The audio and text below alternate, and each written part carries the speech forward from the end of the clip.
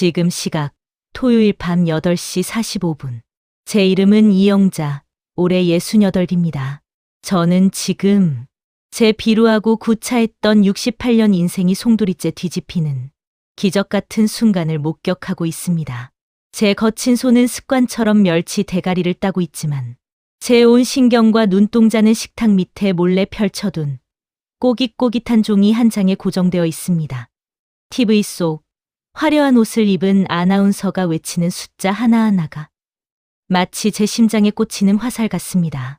자, 제645회 로또 추첨 방송. 이번 주 행운의 주인공을 기다리는 첫 번째 숫자입니다. 공이 내려옵니다. 네, 3번입니다. 3번. 3번. 맞다. 첫 번째 줄에 있어. 바깥이 시끄러워서 잘 못 들은 줄 알았는데 분명히 3번이 있습니다. 이어서 두 번째 숫자입니다. 11번. 그리고 세 번째 숫자는 24번입니다. 호흡이 빨라졌습니다. 11번, 24번. 세상에, 벌써 3개가 맞았습니다. 손끝이 차가워집니다. 등줄기에 식은땀이 흐르기 시작합니다. 제발, 제발. 하느님, 부처님, 돌아가신 엄마, 제발 저 좀 살려주세요. 네 번째 숫자 내려옵니다. 45번. 다섯 번째는 42번입니다. 숨이 턱 막힙니다. 5개가 다 맞았어. 이제 딱 하나 남았습니다. 제 손에 들린 복권 용지 마지막 칸에 적힌 숫자. 7번. 제발. 7번. 7번. 자, 이번 주 1등을 결정짓는 대망의 마지막 6번째 당첨. 번호는 과연 몇 번일까요? 네, 7번입니다. 7번. 축하합니다. 7번. 그 숫자를 듣는 순간 제 주변의 모든 소리가 사라지고 멍해졌습니다. 3, 7, 11, 24, 35, 42, 1등. 내가 1등이라니. 당첨금 23억 5천만 원. 평생 시장 바닥에서 생선 비린내에 절어 살던 내 인생에 23억이라니. 꿈인가? 내가 너무 힘들어서 헛것을 보는 건가? 저는 허벅지를 꼬집어 보았습니다. 아픕니다. 생생하게 아픕니다. 야, 이영자! 너 기 먹었어? 남편의 고함에 정신이 번쩍 들었습니다. 아, 맞다. 남편이 오전에 10,000원짜리 한 장을 던져주며 로또를 사오라고 시켰었죠. 물론 그건 꽝이었습니다. 진짜 1등 당첨 복권은 제가 며느리가 던져준 잔돈 5,000원으로 몰래 산 내 복권이었으니까요. 아니, 로또 번호 부르는데 왜 멍하니 있어? 내가 아까 사오라고 시킨 거 번호 좀 맞춰보라니까 멍청하게 앉아서 뭐 하는 거야? 너는 마누라가 되어서 남편이 시킨 거 하나 제대로 못해? 아, 여보, 미안해요. 맞춰봤는데 다 꽝이에요. 숫자 하나도 안 맞아요. 에이씨, 재수없게! 야, 너는 어쩜 그렇게 복이 없냐? 네가 사오니까 될 것도 안 되잖아. 똥손이야, 똥손! 에잉, 쯔쯔! 소파에 누워서 과자를 씹어 먹던 아들 민호가 아빠, 엄마한테 너무 그러지 마요. 엄마가 뭐 똥손인 거 하루 이틀인가. 그나저나 엄마, 집에 맥주 좀 없어? 목마른데 시원한 거 좀 가져와 봐요. 안주는 멸치 다 다듬었어? 아, 빨리 좀 하지. 그때 휴대폰을 보고 있던 며느리 최지인이 고개를 들며 어머니 아범 맥주 꺼내시는 김에 저 물도 한 잔만요. 아, 얼음 띄워서요. 너무 차가우면 이실이니까 적당히 띄워주세요. 남편은 재수 없다고 욕하고 아들은 똥손이라 비웃으며 맥주 심부름을 시키고 며느리는 손 하나 까딱 안 하고 물 심부름을 시킵니다. 평소 같았으면 그래 알았다, 미안하다 하고 굽신거리며 냉장고로 달려갔을 겁니다. 그런데 주머니 속에 든 23억짜리 종이가 제 허벅지에 다 바스락거리는 순간 눈앞에 있는 이 건장하고 뻔뻔한 세 인간들이 갑자기 너무나 하찮고 우스워 보이는 겁니다. 천천히 자리에서 일어나 멸치가 담긴 그릇을 식탁 위에 탁 소리 나게 내려놓았습니다. 그리고 서늘한 눈빛으로 가족들을 내려다봤습니다. 아주 낮고 차가운 목소리로 니들이 직접 갖다 먹어라. 아들은 놀랐는지 눈을 동그랗게 뜨며 어? 엄마 지금 뭐라고 했어? 내가 잘못 들었나? 저는 아들의 눈을 똑바로 쳐다보며 사지가 멀쩡한 놈들이 손이 없어, 발이 없어? 맥주? 물? 니들이 갖다 처먹으라고 했다. 왜?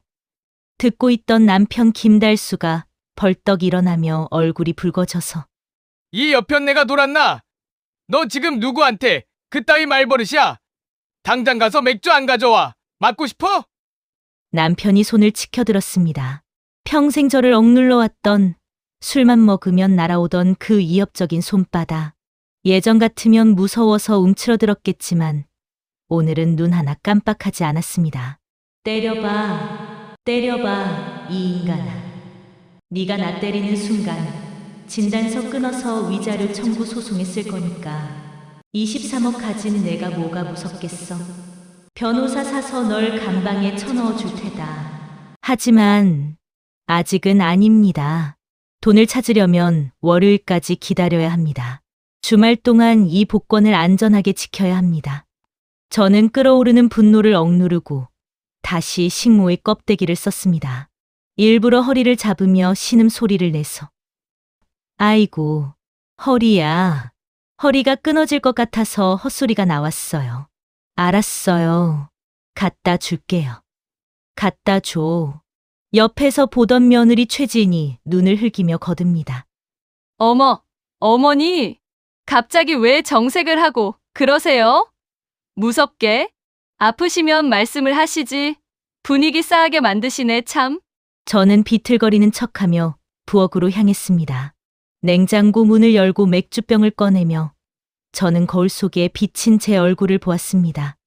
눈물 범벅이 된 얼굴이지만 입꼬리가 저도 모르게 실룩거리고 있었습니다. 그래, 실컷 부려 먹어라. 지저대라. 이영자 인생 식모살이 40년. 오늘부로 끝이다. 이 맥주가 너희들에게 바치는 내 마지막 서비스가 될 거다. 사건의 발단은 당첨되기 딱 일주일 전 제 생일날이었습니다.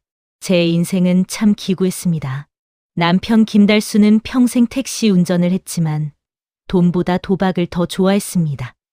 빚쟁이들이 집에 찾아오면 어린 아들을 안고 장롱 속에 숨는 건 제 몫이었죠. 저는 시장에서 생선 내장을 따고 식당 설거지를 하고 남의 집 변기를 닦으며 아들 민호를 키웠습니다. 내 새끼만큼은 기죽지 않게 하겠다며 해달라는 거 다 해줬더니 아주 상전이 되었습니다. 사업한답시고 제 가게 보증금 3번 말아먹고 3년 전엔 며느리 지은이까지 데리고 들어와 얹혀 살고 있습니다. 한 번은 며느리 최지은이 거실에서 친구와 통화 중이었습니다. 저는 바로 옆에서 청소기를 돌리고 있었죠. 아, 우리 시어머니? 말도 마. 완전 촌스럽지 뭐. 평생 시장통에서 생선 장사하던 분이라 그런지 교양이 없어? 교양이. 옆에 가면 비린내도 좀 나는 것 같고 솔직히 같이 살기 싫은데 어쩌겠어. 그냥 밥 해주고 청소해주는 입주 식모 하나 뒀다 생각하고 사는 거지 뭐. 호호호. 청소기 소리에 묻힐 줄 알았나 봅니다. 아니 들어도 상관없다고 생각한지도 모르겠습니다. 제 등 뒤에서 며느리가 내뱉은 식모, 냄새, 교양이 없다는 말들, 가슴이 무너져 내리는 것 같았습니다. 내가 너희들 밥해 먹이려고 무친 생선 비린내인데 그걸 냄새 난다고 하다니. 눈물이 핑 돌았지만 저는 못 들은 척 청소기만 더 세게 돌렸습니다. 그날 저녁 식탁, 고기 없는 멀건 미역국이 놓여 있습니다. 그것들은 오늘이 무슨 날인지는 관심도 없고 그저 반찬이 이러네 저러네 하고 있습니다. 바로 제 68번째 생일날 저녁이었는데 말이죠. 생일이라고 해봐야 케이크 하나 없었습니다. 제가 직접 끓인 미역국과 김치 몇 조각이 전부였죠. 그때 남편 김달수가 밥상을 훑어보며 말합니다. 야! 오늘 무슨 날인데? 미역국에 고기가 왜 없어? 너나 몰래 딴 주머니 차냐? 소고기 살 돈 빼돌렸어? 저는 잔뜩 주눅 든 목소리로 말했습니다. 여보, 지은이가 요즘 민호 사업 힘들다고 생활비 아끼라고 해서 고기 안 샀어요. 듣고 있던 며느리 최지은이 화들짝 놀라며 억울한 듯 말했습니다. 어머, 어머니, 제가 언제 고기 넣지 말라고 했어요? 아껴 쓰자고 했지. 아버님, 어머니가 요새 깜빡깜빡 하시나 봐요. 억울해라 저는 고기 드시지 말란 소리 한 적 없어요. 아들 민호가 먹던 숟가락을 놓고 짜증을 내며 말합니다. 아, 엄마, 왜 없는 말 지어내서 지은이 곤란하게 해? 며느리 잡는 시어머니야? 엄마 때문에 밥맛 떨어져서 못 먹겠네. 나갈래. 며느리는 뻔뻔하게 거짓말을 했고 아들은 엄마 때문에 집안 분위기 망쳤다며 밥그릇을 밀어버렸습니다. 다들 밥만 먹고 쌩하니 나가버린 식탁. 홀로 남아 설거지를 하고 있는데 현관에서 외출하려던 며느리가 저를 불렀습니다. 어머니, 저 나가요. 아 참, 이거 어제 장 보고 남은 잔돈인데 5,000원이에요. 식탁 위에 둘게요. 이거 가지고 콩나물이나 더 사시던가. 나가서 붕어빵이나 사 드세요. 생일 선물이요. 마치 거지에게 적선하듯 던져준 5,000원. 자존심 상해서 그 돈을 찢어버리고 싶었습니다. 하지만 당장 욱신거리는 무릎에 붙일 파스 한 장 살 돈이 제겐 없었습니다. 저는 비참하게 그 돈을 주워 담았습니다. 내 인생이 고작 이 5,000원짜리 인생이구나. 서러움에 눈물이 앞을 가렸습니다. 밤거리를 혼자 걸었습니다. 울면서 걷다가 복권 판매점 앞에서 멈춰섰습니다. 며느리가 준 5,000원을 꽉 쥐고 간절히 기도했습니다. 어두워진 밤거리에 바람이 옷깃을 여미게 했습니다. 집에 있으면 숨이 막혀 죽을 것 같아서 밖으로 나왔습니다. 터덜터덜 걷다 보니 시장 입구 복권 판매점 앞이었습니다. 평소라면 거들떠보지도 않았을 곳인데 그날따라 그 빨간 간판이 저를 부르는 것 같았습니다. 저는 홀린 듯 가게 안으로 들어갔습니다. 그리고 며느리가 던져준 그 모욕적인 5,000원을 내밀었습니다. 저기, 이거, 자동으로 5,000원어치만 주세요. 저는 복권 용지를 받아 들고 하늘을 보며 빌었습니다. 하느님, 부처님, 저 좀 살려주세요. 저 평생 착하게 살았잖아요. 가족 위해서 뼈 빠지게 일만 했잖아요. 나한테도 딱 한 번만 기회를 줘요. 저 인간들한테 복수할 수 있게, 사람답게 한 번만 살아보게. 제발요. 그 5,000원짜리 자동 복권. 그게 바로 23억이 되어 돌아온 것입니다. 며느리 지은아, 내가 나를 무시하며 던져준 그 5,000원이 내 시어머니를 20억 자산가로 만들 줄은 꿈에도 몰랐겠지. 고맙다. 정말 고맙다. 내 덕분에 내가 살았다. 지금 시각은 월요일 새벽 5시입니다. 한숨도 자지 못했습니다. 제 가슴 속에 품은 이 종이 한 장이 마치 불덩이처럼 뜨거워서 도저히 잠을 잘 수가 없었습니다. 오늘은 결전의 날입니다. 서울 서대문구에 있는 농협 본점으로 가는 날이니까요. 가족들에게는 거짓말을 해뒀습니다. 친정 조카가 결혼을 하는데 혼주 한복을 좀 봐달라고 해서 서울에 다녀오겠다고요. 평소 같았으면 차비 아깝다고 가지 말라고 했을 위인들인데 제가 조카가 차비랑 수고비 넉넉히 준다더라라고 거짓말을 보탰더니 순순히 보내주더군요. 돈이라면 사족을 못 쓰는 인간들이니까요. 막 나서려는데 남편 김달수가 부스스한 얼굴로 따라 나오며 말합니다. 어이, 어디가? 벌써 가는 거야? 갈 거면 조용히 좀 나가지. 아침부터 부스럭거리고 난리야. 잠 다 깼네. 아, 그리고 올 때 빈손으로 오지 마라. 서울에 맛있는 만두집 있다던데 거기 들러서 만두 좀 사와. 네 조카한테 차비 넉넉히 받는다며 그 돈으로 사오면 되겠네. 내 돈 쓰지 말고. 알았어요. 사올게요. 당신 좋아하는 고기만두로 사오면 되죠? 더 푹 자요. 아침밥은 식탁 위에 차려놨으니까 데워 드시고요. 현관문을 나서 엘리베이터 거울을 보며 나도 모르게 심호흡을 했습니다. 현관문이 닫히는 순간 다리에 힘이 풀려 주저앉을 뻔했습니다. 저 인간은 제가 로또 1등에 당첨된 줄도 모르고 고작 만두 심부름이나 시키고 있네요. 참 우습지 않습니까? 주머니에 23억 원이 있는데 고작 10,000원짜리 만두 타령이라니. 엘리베이터 거울 속에 비친 제 얼굴을 봅니다. 낡은 점퍼에 무릎이 튀어나온 바지. 영락 없는 동네 할머니입니다. 하지만 제 눈빛만큼은 예전에 그 주눅 든 이영자가 아닙니다. 어떻게 KTX에 탔는지 기억도 나질 않습니다. 나도 모르게 가방을 꽉 끌어안았습니다. 서울로 가는 기차 얼마 만에 타보는 건지 기억도 나질 않습니다. 창밖 풍경이 빠르게 지나가지만 제 눈에는 아무것도 들어오지 않습니다. 오직 제 가방 안주머니, 지퍼를 채우고 우핀으로 한 번 더 고정한 그곳에만 온 신경이 곤두서 있습니다.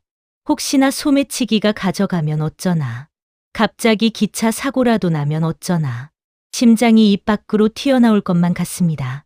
평생 시장 바닥에서 푼돈 벌어가며 살았습니다. 생선 비린내 맡으며 100원, 200원 깎아달라는 손님들과 실랑이하며 살았습니다.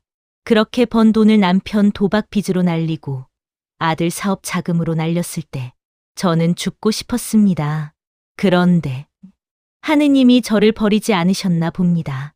며느리가 던져준 모욕적인 5,000원이 제 인생의 구명줄이 될 줄 누가 알았겠습니까? 드디어 도착했습니다.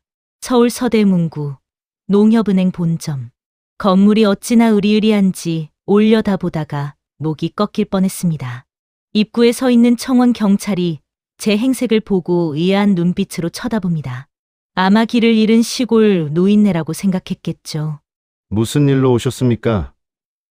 어르신, 여기는 본점이라 일반 업무는 잘 안 보는데 동네 지점으로 가시죠.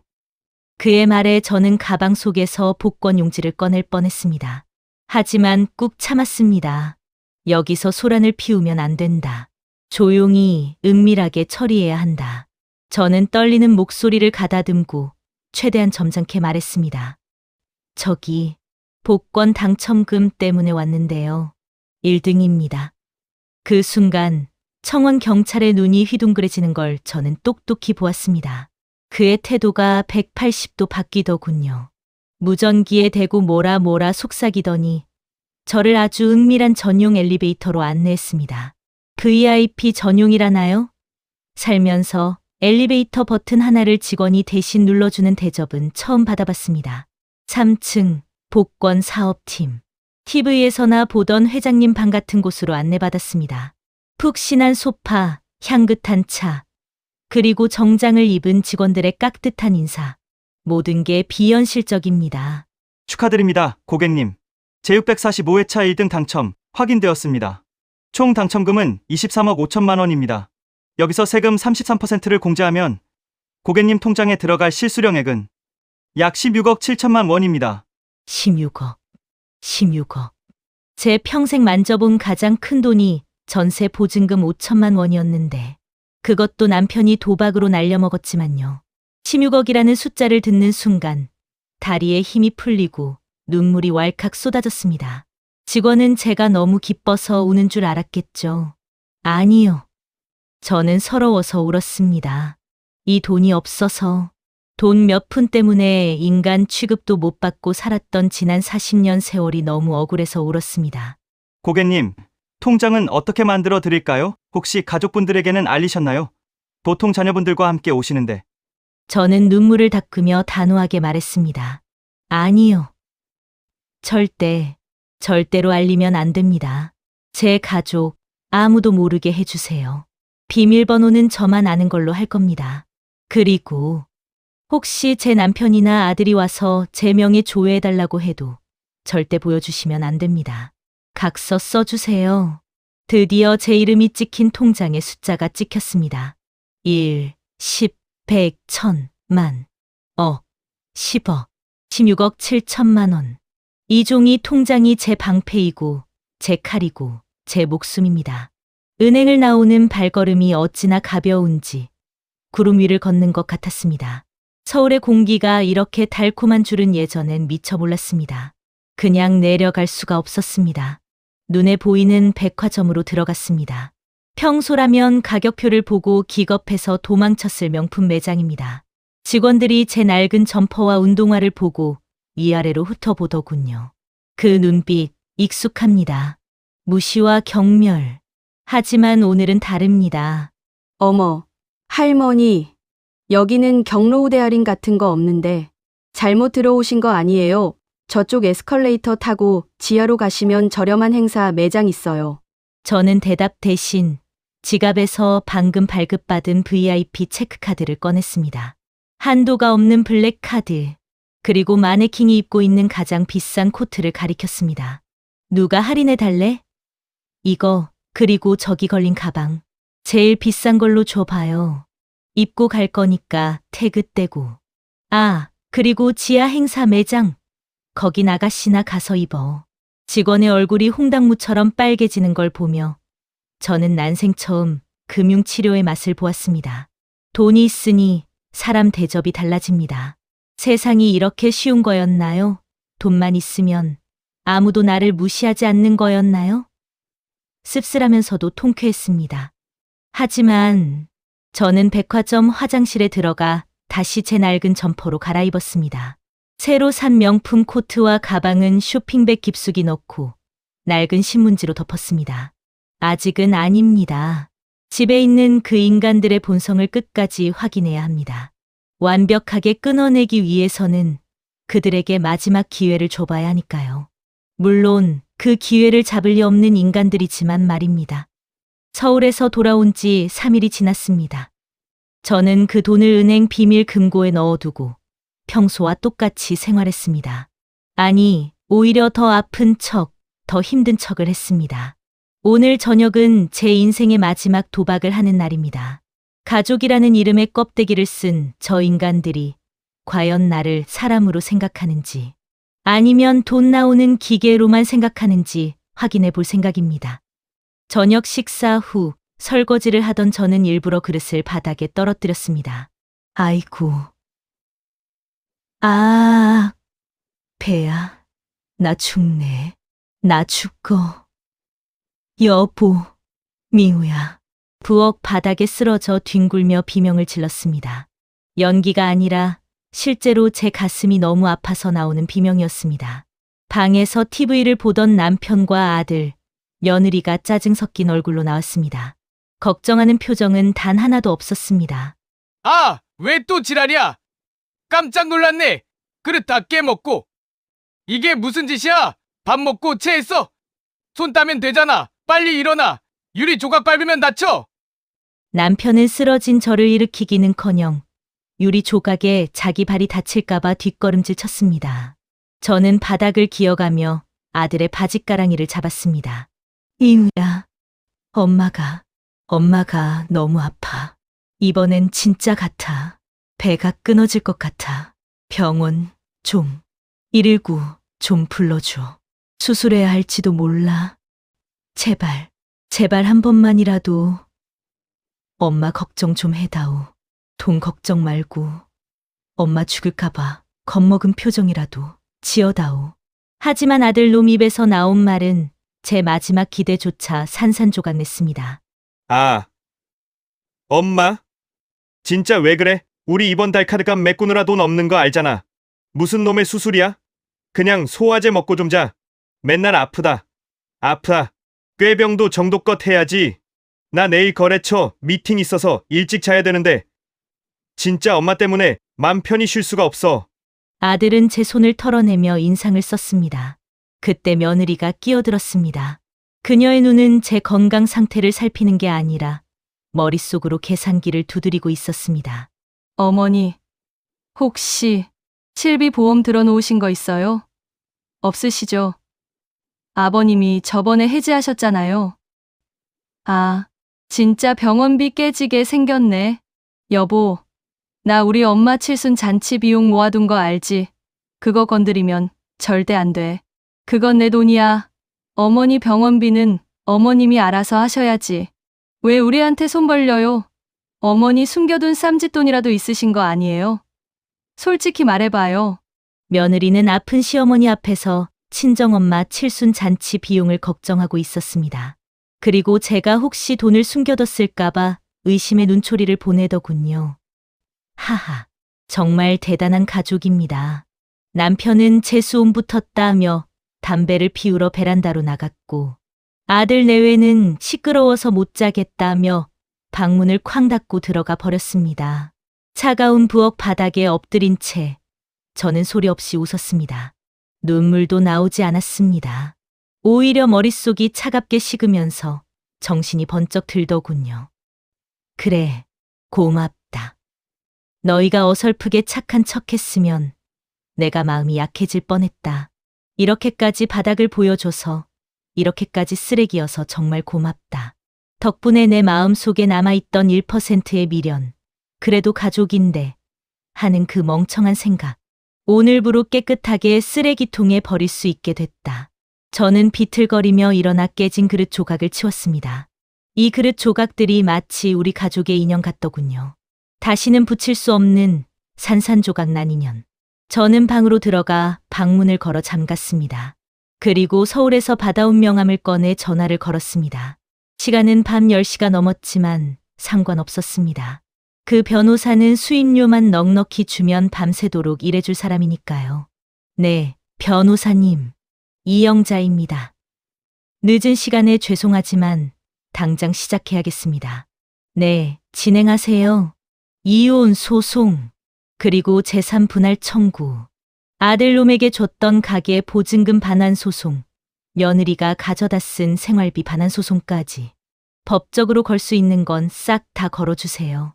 수임료는 걱정 마시고요. 더블로 드릴 테니 가장 잔인하고 확실하게 뺏어오세요. 저 인간들이 알몸으로 쫓겨나게 만들어주세요. 전화를 끊고 창밖을 보았습니다. 아파트 단지의 불빛들이 흐릿하게 번져 보입니다. 내일이면 이 지긋지긋한 집구석도 안녕입니다. 내일 아침 저들이 어떤 표정을 지을지 생각하니 벌써부터 가슴이 뜁니다. 기대해라. 내일 아침이 너희 인생의 가장 끔찍한 날이 될 테니까. 대망의 D-Day. 토요일 아침이 밝았습니다. 가족들은 어젯밤 저를 무시하고 꿀잠을 잤는지 아직도 코를 골며 자고 있습니다. 저는 미리 짐을 챙겨 현관 앞에 두었습니다. 제 짐은 낡은 가방 하나가 전부입니다. 나머지 저 구질구질한 세간살이들 다 버리고 갈 겁니다. 새 인생에는 새 물건이 필요하니까요. 8시 정각. 약속한 시간이 되자 누군가 현관문을 부서져라 두드리기 시작했습니다. 쾅, 쾅, 쾅. 아우, 시끄러워. 누구야? 아침부터 남의 집 문을 부수려고 그래? 아, 진짜. 택배 왔나? 엄마, 나가서 좀 봐요. 시끄러워서 잘 수가 없네. 남편과 아들이 부스스한 눈을 비비며 거실로 나왔습니다. 저는 아무 말 없이 도어록 잠금을 해제하고 문을 활짝 열었습니다. 문이 열리자 검은 양복을 입은 건장한 남자 3명과 이삿짐 센터 직원들이 들이닥쳤습니다. 그들은 거실 한복판을 점령하듯 들어와 섰습니다. 뭐야? 당신들 누구야? 주거 침입으로 신고할 거야? 안녕하십니까? 이영자 여사님의 법률 대리인, 법무법인 정의의 박상호 변호사입니다. 오늘부로 이 집의 퇴거 명령을 집행하러 왔습니다. 퇴거요? 그게 무슨 소리예요? 여기가 우리 집인데 누가 나가요? 가족들이 혼비백산하여 날뛰는 사이 저는 화장실에 들어가 미리 준비해 둔 옷으로 갈아입었습니다. 서울 백화점에서 샀던 그 최고급 캐시미어 코트, 얼굴의 반을 가리는 명품 선글라스, 그리고 굽 높은 구두. 또각, 또각, 또각. 구두 소리를 내며 거실로 걸어 나가자 난장판이던 거실이 일순간 조용해졌습니다. 엄마, 그 옷은 뭐야? 그 선글라스는 또 뭐고? 엄마 미쳤어. 아들은 자기 엄마가 아닐 거라는 듯 눈을 비볐습니다. 저는 선글라스를 살짝 코끝으로 내리며 생전 처음 지어보는 거만한 표정으로 그들을 내려다보았습니다. 짐 싸라. 이 집 팔았다. 뭐? 집을 팔아? 새 주인이 오늘 오후에 들어오기로 했다. 오전 중으로 안 비우면 이삿짐 센터 직원들이 강제. 이 여편네가 진짜 돌았나? 내가 무슨 권리로 집을 팔아? 내 집이야, 내 집. 김달수 선생님, 등기부 등본 확인해 보시죠. 이 아파트 20년 전 이영자 여사님이 생선 장사에서 모은 돈으로 사셨고 명의도 이영자 여사님 단독 명의입니다. 선생님은 명의의 1%도 지분 없으십니다. 매매 계약은 적법하게 완료되었습니다. 남편은 꿀먹은 벙어리가 되었습니다. 평소엔 내 집에서 나가라고 큰 소리 쳤지만 사실 서류상 주인은 저였으니까요. 가부장적인 허세에 찌들어 등기부등본 한 번 떼어본 적 없는 무식함이 죄라면 죄겠지요. 그리고 여보 여기 이혼 서류, 도장 찍어. 안 찍으면 소송 갈 건데. 당신이 술 먹고 나 때린 진단서 10년치. 도박 빚장부, 생활비 안 준 통장 내역. 내가 싹 다 변호사님한테 넘겼어. 소송 가면 당신 위자료 물어내느라 팬티 한 장도 못 건지고 나갈걸? 너, 이 독한 년, 언제 이런 걸 다 준비했어? 그때 상황 파악이 빠른 며느리가 제 옷과 가방을 뚫어지게 쳐다보더니 비명을 질렀습니다. 어머니, 그 코트? 그거 샤넬 아니에요. 가방도 에르메스고 이거 다 합치면 몇 천만 원인데 어머니, 혹시 로또 되셨어요? 그렇죠? 맞죠? 로또라는 말에 아들놈의 눈이 뒤집혔습니다. 제 발밑으로 기어와 바짓가랑이를 잡더군요. 엄마! 진짜야? 대박! 얼마야? 10억? 20억? 와, 우리 엄마 최고네. 역시 우리 엄마야. 엄마, 나 사업자금 급한 거 알지? 5억만, 아니 3억만 줘. 내가 효도할게. 효도. 지나가던 개가 웃을 소리입니다.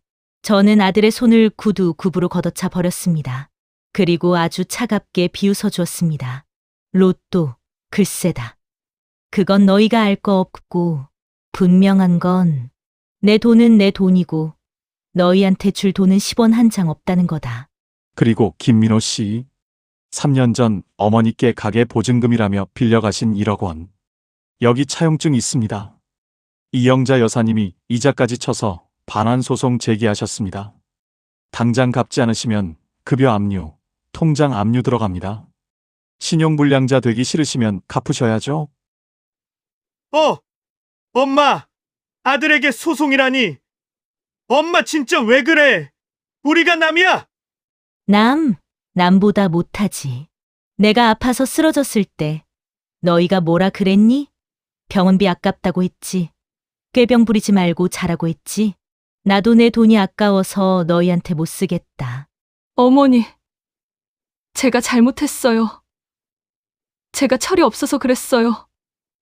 한 번만 용서해 주세요. 우리 민준이 할머니 보고 싶어 할 텐데 어떡해요? 민준이 핑계 대지 마라. 그리고 지은아, 내가 일주일 전에 나한테 던져준 5천 원. 그게 로또 1등 당첨 복권이었다. 내가 버린 5천 원이 23억이 된 거야. 고맙다. 내 덕분에 내가 부자가 됐네. 뭐라고요? 5천 원이 23억. 으악, 내가 미쳤지? 내가 미쳤어. 며느리는 바닥을 치며 통곡했습니다. 자신의 손으로 시어머니에게 23억을 쥐어줬다는 사실에 미쳐버릴 것 같았겠죠. 저는 그 아수라장을 뒤로하고 대기하고 있던 변호사와 함께 집을 나섰습니다. 저는 멍하니 서 있는 남편과 땅을 치며 오는 아들 내외를 뒤로하고 고급 세단에 올랐습니다. 가죽 시트 냄새, 조용한 차 안의 공기. 모든 것이 낯설지만 이제부터 제가 누려야 할 당연한 것들입니다. 운전기사가 묻습니다. 회장님, 어디로 모실까요? 저는 창문을 내리고 베란다 난간에 매달려 저를 쳐다보는 저 불쌍한 인간들을 올려다보았습니다. 그리고 마지막 인사를 건넸습니다. 아, 참, 김치냉장고에 신김치 많더라. 그거 헹궈 먹지 말고 그냥 버려라. 너희끼리 지지고 볶고 잘해 먹어봐. 나는 이제 스테이크 썰러 간다. 안녕. 차가 출발하고 저는 백미러를 보지 않았습니다. 뒤에서 아들이 엄마 부르며 뛰어오는 게 보였지만 기사님께 속도를 높이라고 했습니다. 제 통장에는 10억 원이 있고 제 가방에는 실버타운 입주 계약서가 있습니다. 보증금 5억짜리 호텔 주방장이 밥을 해주고 매일 청소와 빨래를 해주는 곳. 온천이 나오고 또래 친구들과 여행을 다닐 수 있는 그곳. 저는 그곳으로 갑니다. 가족이라는 이름의 족쇄를 풀고 나니 68배 햇살이 이렇게 따사로운지 처음 알았습니다. 그동안 엄마라는 이름으로, 아내라는 이름으로 저를 갉아먹던 죄책감도 이 차창 밖으로 던져버렸습니다. 몇 달 뒤, 건너 들리는 소문에 의하면 남편은 아들 내외에게도 버림받고 고시원에 들어갔다고 합니다. 아들 내외는 월세방을 구했는데 며느리가 도망갔다는 얘기도 있고 아들이 막노동을 한다는 얘기도 있더군요. 제 휴대폰에는 매일같이 모르는 번호로 전화가 오고 엄마 잘못했어요. 한 번만 만나줘요라는 문자가 쌓입니다. 하지만 저는 그 번호들을 모두 차단했습니다. 읽을 가치도 없으니까요. 여러분, 로또가 인생 역전이라고 하죠? 저에게 로또는 단순히 돈이 아니었습니다. 나를 잃어버리고 살았던 지난 40년 세월에 대한 보상이자 나를 찾게 해준 용기였습니다. 돈이 없었다면 저는 여전히 그 부엌 바닥에서 며느리의 눈치를 보며 쉰 김치를 닦고 있었을 겁니다. 혹시 여러분도 가족 때문에, 자식 때문에 참고 사시나요? 내가 없으면 저것들 어떡하나 걱정하시나요? 걱정 마세요. 다 알아서 삽니다. 그리고 참지 마세요. 내 인생의 로또는 남이 주는 게 아니라 바로 나 자신을 가장 먼저 사랑하는 것부터 시작이니까요. 저 이영자는 이제 죽을 때까지 행복할 겁니다. 제 인생의 2막은 지금부터가 진짜 시작이니까요. 이 이야기를 듣는 모든 분들에게도 인생 역전의 행운이 깃들기를 바랍니다. 이야기에 공감되셨다면 구독과 좋아요 부탁드립니다. 그리고 여러분의 당당한 이야기도 들려주세요. 감사합니다.